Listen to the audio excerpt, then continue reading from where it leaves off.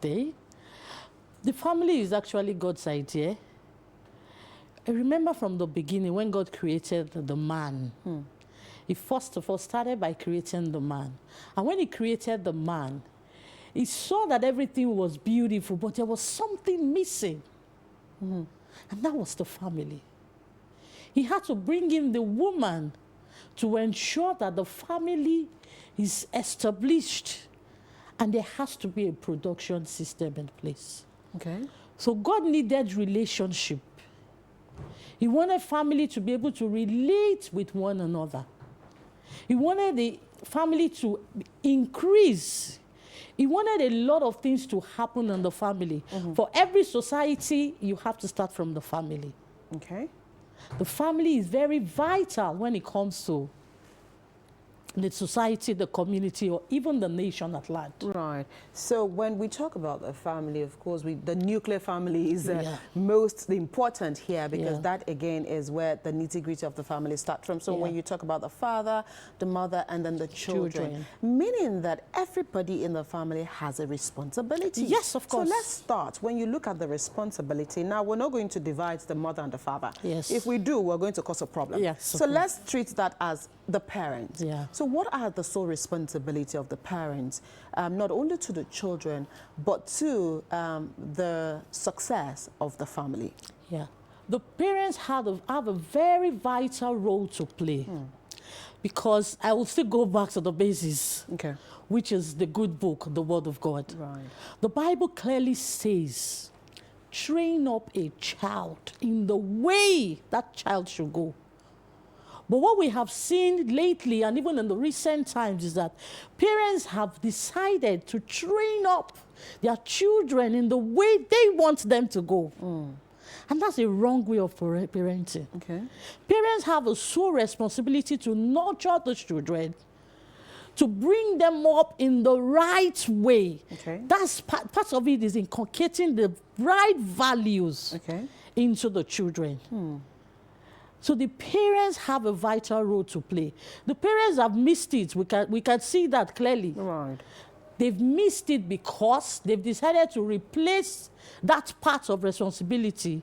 They've relegated it to people, to other people. Right. Nannies, neighbors, moms, dads, and all that. That's grandparents. So the parents have actually missed that part, because their responsibility is actually to nurture these children and bring them up, so that when they finally leave their parents, they will be able to do what God has called them to do and be proud children of their parents. Okay, so so meaning that majority of the problems we are probably having in the society, again, can be linked to the homes, because parents have relegated their duties, Yeah. have outsourced their duties Yes. to other people. And so if we're restoring, or before we go back to restoring, what are some of those values that you grew up with? Now, let's use case studies, because Yeah. again, if we are talking about, there are generations. And so if Yeah. we're talking about generation to generation, let's talk about I'm sure you're not far from my generation. So let's talk about, some of those values that generationally we grew up with, that at the moment are not there. And this also could be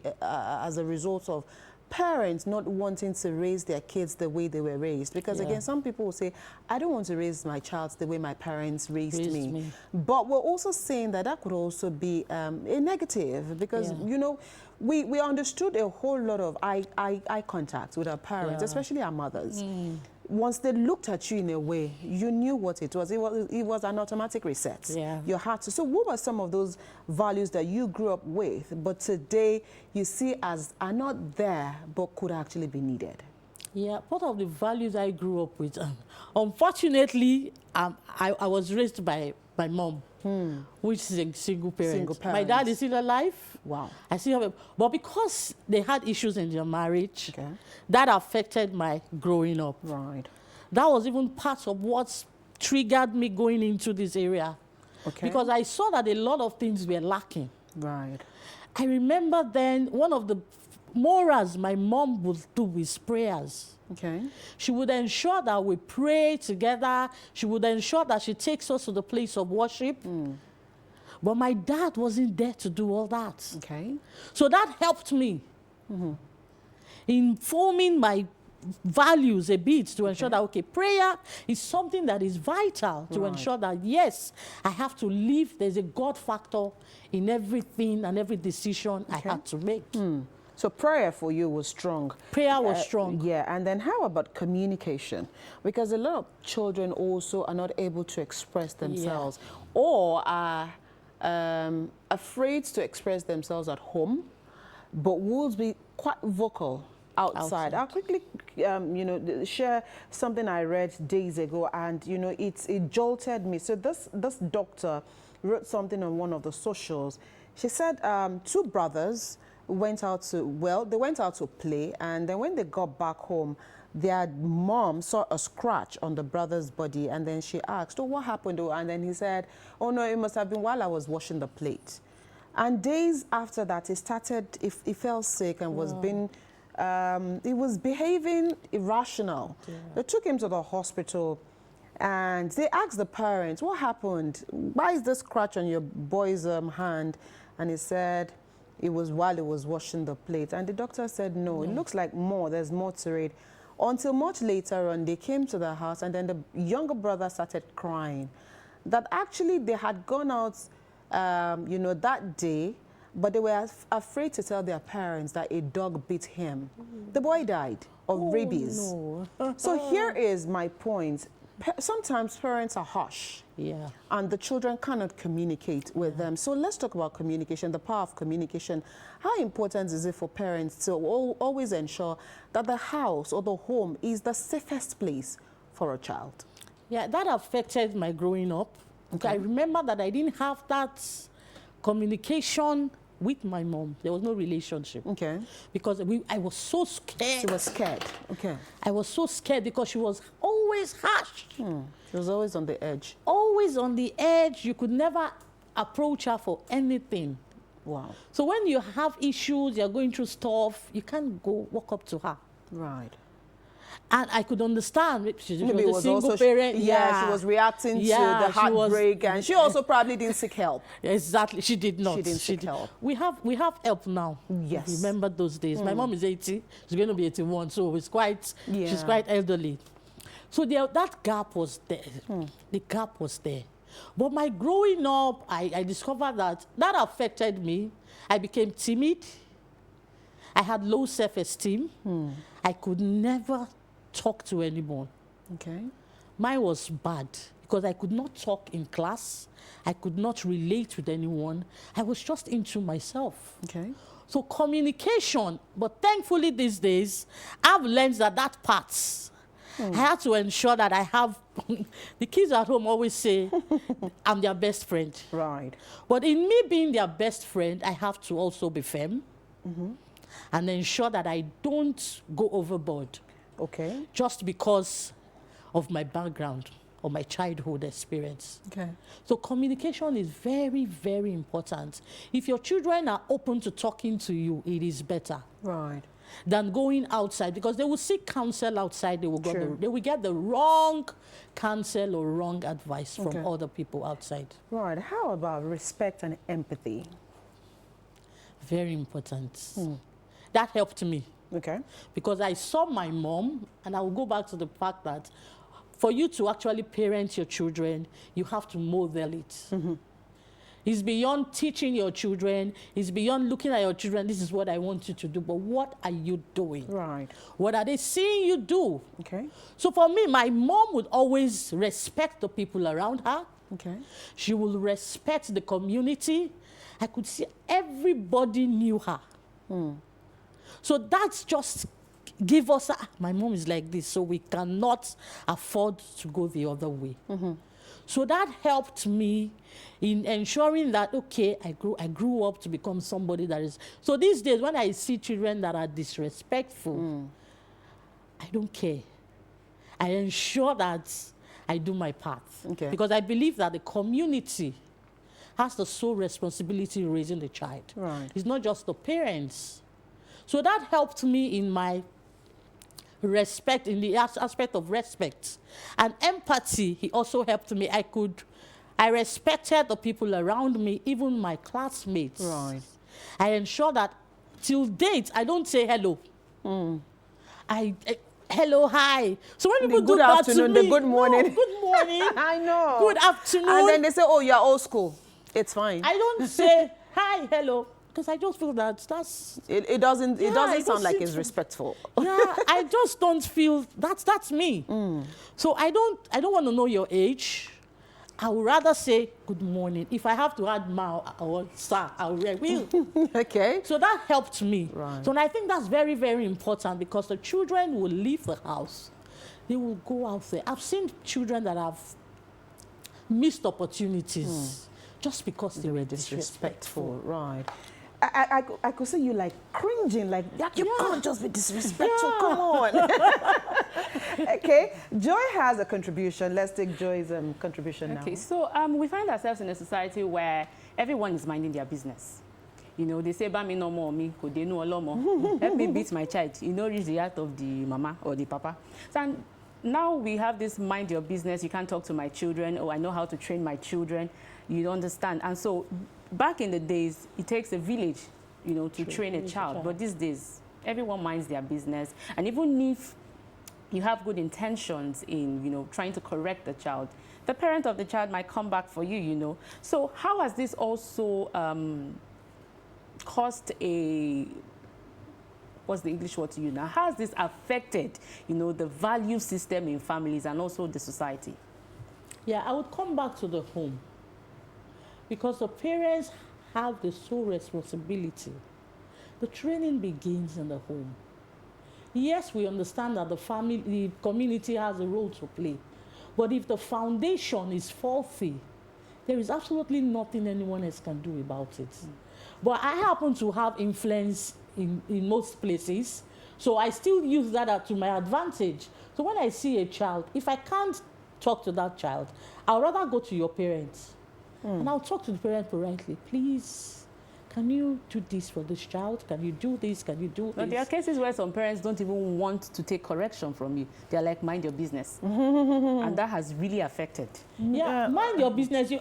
Mine is that I will always want to satisfy my conscience. Let it be recorded that I did something.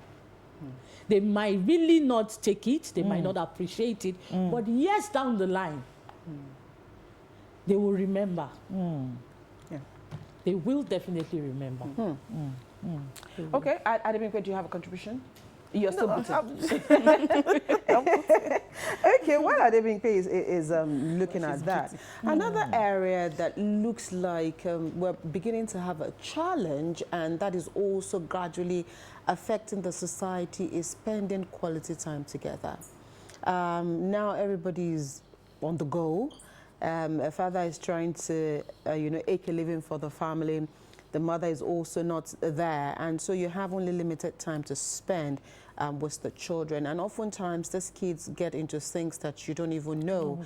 And they have a way of perfecting their hiding skills and, hide all those things.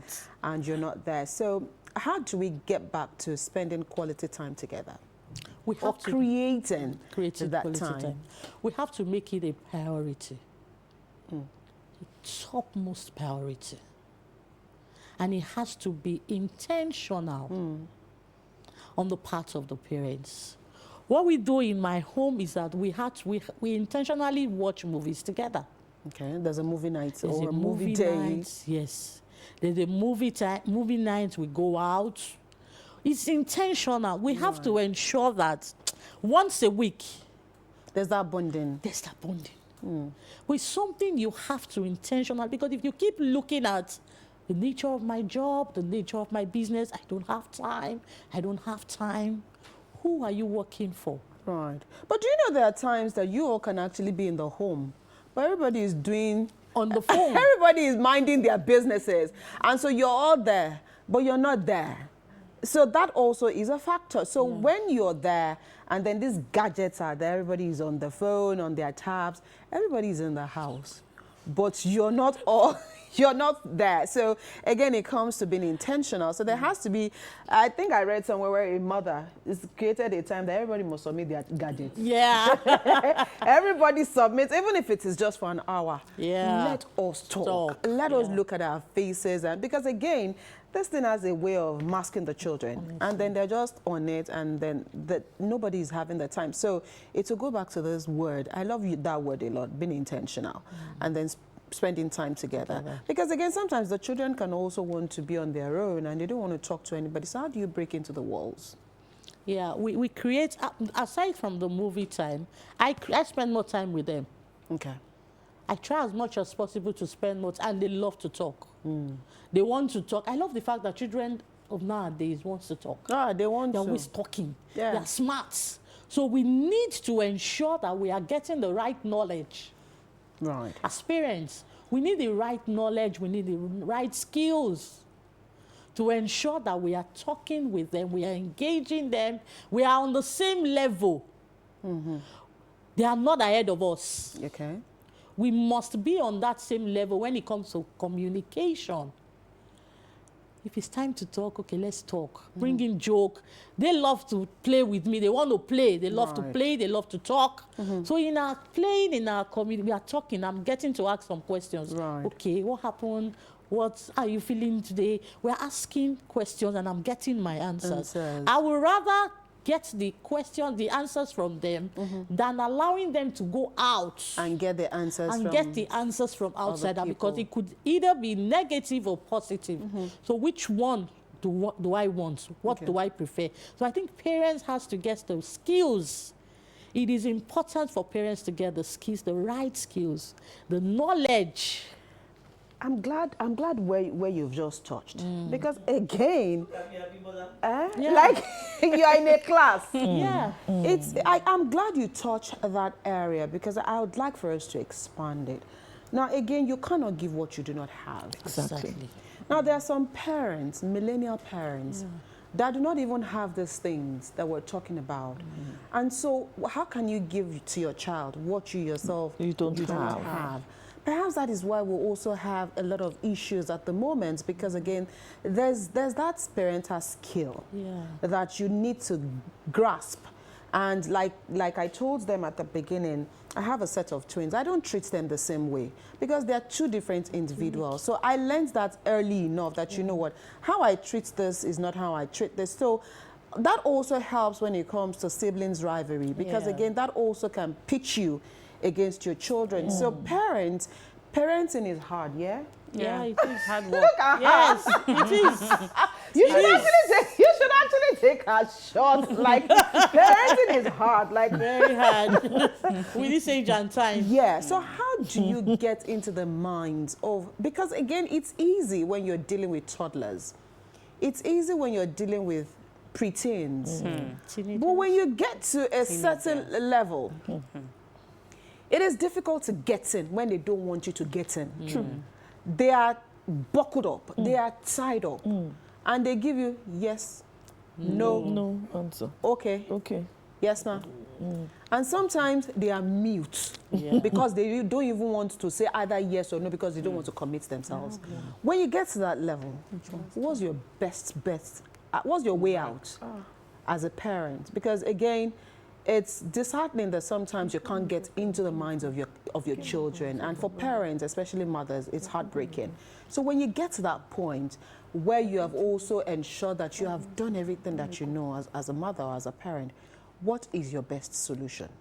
Okay, let me start from the foundational years. Okay. Because we really can't have this conversation without going back to the roots. Okay.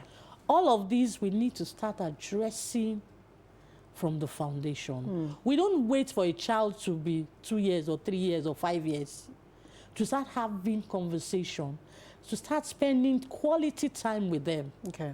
Because if we miss that early stage of their lives, we have missed it. Okay. Once a child gets to 7 and you've not spent that quality time, That child you've is lost molded. that child. Yeah. You've lost that child. So we need to go back to the basis. For parents that are still having younger children, thankfully you can still You can still do something. Yes, you can do something now. But for the parents that have gone past that stage, you need to give the children the space. Okay. You need to understand them. You need to understand them, and you need to get the skill. There's a way you try. I remember I have 22 year. Yeah, you are interested in knowing that. I have a 22-year-old and 11 in my house, and they are girls, thankfully. I remember the years ago, 22-year-old, she's just into herself. She's always in her room. She will not want. I had to reach out to a counselor for teens. At a point, I said, this girl, I don't understand. You try and talk. She's not even bulging. She's not there. She's not bulging. She's not even listening to you. And you're like, don't give yourself heartache. I had to reach out to a counselor that I know, okay, her strength is teens. Right. So I spoke to her. I said, this is the challenges I'm having. Okay. She said, okay, can I talk to her? Right. So I had to give her that time. Okay. Because it's really beyond us at that point. Right. You need to bring in the counselors, the experts. Okay. Those people that would be able to bring it out from them. Yeah. Is it also, sorry to cut you, is it also, is that attitude predominantly at their age? Is it an age thing? Is it sometimes it's not because they want to do it, but because they are wired that way, that once they are teens, they just shut out and they feel that they are adults, or they feel that, they are growing. So is it an age thing? It's an age thing. I don't think there's an age thing. It's an age thing. Because I remember even yesterday, I was having a conversation with them. We are trying to decorate the house. And I was having a conversation. The 11-year-old girl said, I'm a big girl, because she will be 11 next week, Thursday. Okay. And she's already reminding me I'm no longer a baby.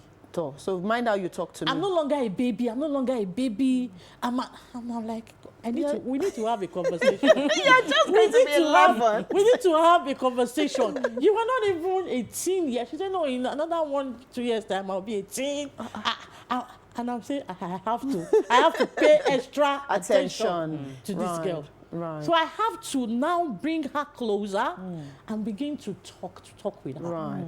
This is where you need to also limit external influence. Yes. Yeah. So you need to ensure that you are spending quality time. If you don't spend time with them, there's a gap. There's a gap. So when they are 15, when they are 13, they will not want to have any conversation with you. Okay. They just want, when they are home, they just want to be on their gadgets or in their room. I don't want to talk to anybody. I'm a big guy. I need my space. That's the word. I need my space. They're inside their rooms. They are locked up there. Right. But I guess this is also where a lot of parents would also miss it, because when they start that way, then force comes in. Yeah. A lot of parents will start being fussy. And, at that point in time, scuffle. A teenage revolting will start. So how best can parents also keep their cool and understand that it is a process, it is a time, it is a phase that should pass if handled properly? Because this is where, of course, a lot of parents will also be on the edge. I do not have access to my child. I cannot talk to this child. This child is not allowing me in. And so what do I do? Do you shout? Because sometimes when you shout, it draws them away further from you. So how best, what should the parents do at this particular point in time to maybe attract some empathy from these kids? You have to take it cool. Okay. You don't have to shout. When we were growing up, I shout. I think it's an African thing anyway. We love My to shout. 7-year-old tells to me shout. we are shouting. We love to shout. So Yes. I've reduced my shouting. I don't shout a lot. But what I do is I ignore them. Okay. So the silent treatment. When I'm quiet, they know they've done something. So that's a signal. So automatically they are adjusting. We've done What did we something. do? Mommy is not happy. We've done something. They are adjusting themselves. If they have to do their house chores, whatever they have to do, that's when they do it. Because the silent treatment is there. There's no need, because by the time you keep shouting, it's even dangerous for you. It's not helping your health. Right. So you need to understand that, what do I do? Can I just ignore them for some minutes? Okay. I don't know what will work best for it. It's not a one-size-fits-all. Yeah. Okay. Yes. Go ahead, This conversation talking about chores. Is there anything like it's easier to train girls The boy than child and the girl boy child. child. Is it true?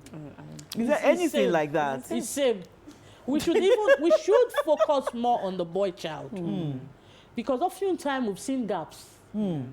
We are neglecting the boy child and focusing more On the girl attention child. on the girl child. And these boys, they will grow up, they will get married, they will have children. Yeah. So when we neglect, the boys can do house chores. They can cook. They will have to cook. Yes. They will have to sweep. Yes. I remember one of my daughters asked me one day, somebody said, in school, somebody said, one of my friends said, the boys are not meant to do anything. They are supposed to be playing football. Why did I said, So we need to ensure that we are focusing more on the boy than the child. girl child. Yeah. The boys will become men. They will start treating their wives Yes. the Yeah. other way. That's where you have abuse from. True, true. And when you don't train a boy child to also be supportive in the homes, it becomes a problem. So the slogan now is, what kind of boy child are you training? Are you training a boy child to lord over their wives in future? Are you training a boy child to actually be a loving husband in future? Go ahead, please. Talking about the boy child, my first son. When I say, oh, come and cook this, no. When he went to school, You learned the hard way. and he was buying food. I said, Mommy, I can't do this again. I can't do this again. Now he cooks. You When I say, learned the oh, what hard did you way. eat yesterday? Oh, I had spaghetti. Where did you Okay. get it from? I made it. Oh. I said, you made it? Yeah. He's now saying that, oh, his younger brother should start learning how to Yeah. cook, Yeah. you know, Okay. basic food. I just look at him like that. Yeah, so I mean, it's a valid point, and I like how you said the facts that kids are kids, and they should be raised the same way, be it a boy child or a girl child. And there's so much attention on the girl child, we seem to neglect the boy child. But then now is the time to know that, you know, they're all children. Let's treat them and train them that way. When we also talk about family values, can we also talk about family traditions? Because usually we've also, our norms, our culture are gradually going into extinction. When we were growing up, you know, we understood our languages. We could speak our languages. If you were somewhere and your mother said something to you in Yoruba or in another language, you understood, you grasped it immediately. But now, it's a problem. We're at fault, parents generally. Parents, And so is that also part of what we need to do to restore the lost family values? Yes, we have to. If we look at the Indians, for example, I love the Indians too much. No, because when we are talking about families, I think where we should look at is actually the Indians. Right.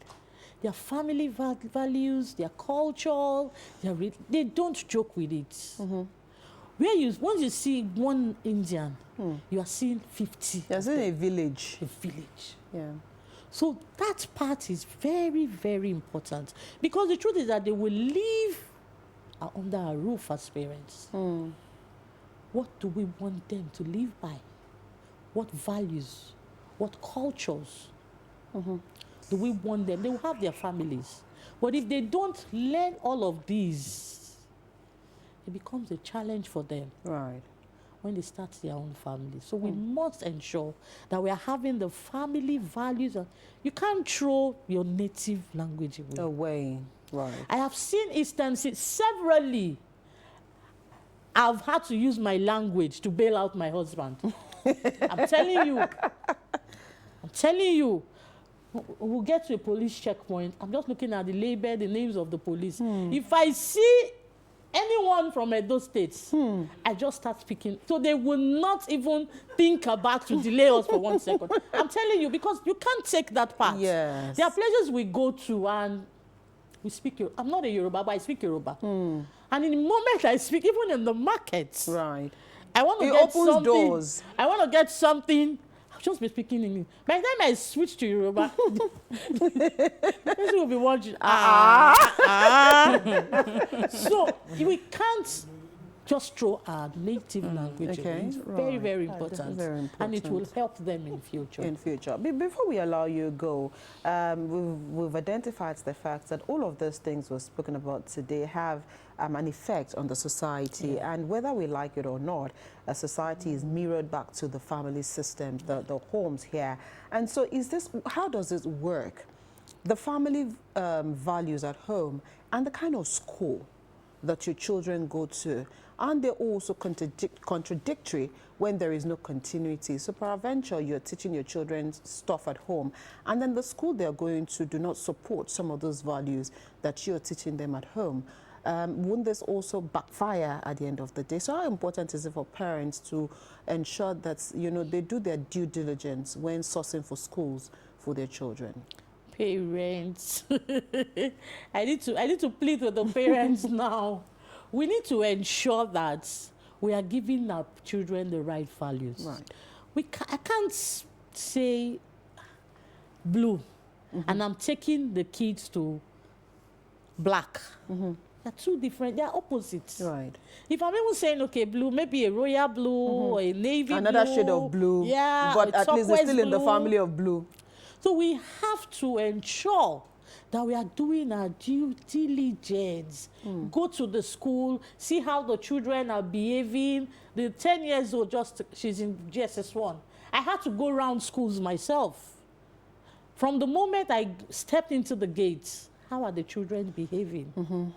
Do they respect for me? It's big. Are they even saying hello? Are they just passing by? Are they greeting? Are they polite? How do they relate with one another? Right. If I know that that's part of my value as a family, that's one of our moral values in the house. Okay. I would not want to take my child to a school where I know respect is zero.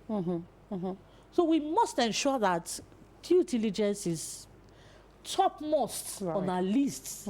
So because whether you like it or not, there will be influences. Right. So whatever you don't give them in the house, that's why it's easy for children to get swayed by peer pressure. But if they have the right values from the home, it's easy. Solid foundation. I've had to see parents, the foundation was really, really faulty. And when the children went to school, higher institution, they became something else. At the end of the day, they were taken in and out of rehab, Wow. drugs. Wow. Because those foundation has to start. It starts from the cradlehood of the children. Let's not wait. I always tell pregnant women, don't wait and don't say, my child doesn't know anything. It's a lie. Start speaking from Start there. speaking from there. These are our core values. From one, a child is hitting you when you are breastfeeding and you say he doesn't know anything. It's a lie. That child knows that when I hit my mom, There's something I gave from there him. are a lot of things children already know because these children are gifts. Right. So we must understand that children are smart. And They are very take smart. advantage. It's worse with this generation. One thing children do is, like, you know, right from that age that they are sucking, they try to test your limit. They want to Yes. know how far they can go, you know, with you. But if you don't correct them, if you don't stop it, They just continue. they'll being slap the you. same. They'll Continue slap and your become- face. I mean, So it's very important. It's very, very important. Very, very important. All right, I think this is where we would have to leave this conversation this morning. It's been an enlightening one this morning. Thank you so much, Esther Briggs, for finding Pleasure. time to be here on the program Pleasure's today. mine. She's a certified relationship and family life counselor. We've enjoyed all we've had here today. you for Adebimpe, I having hope me. you've learned one or two things here. A lot. Okay. All right. I can even write a book now. Okay. I'm going to thank her specially. Okay. We'll take a quick break. The conversation returns shortly.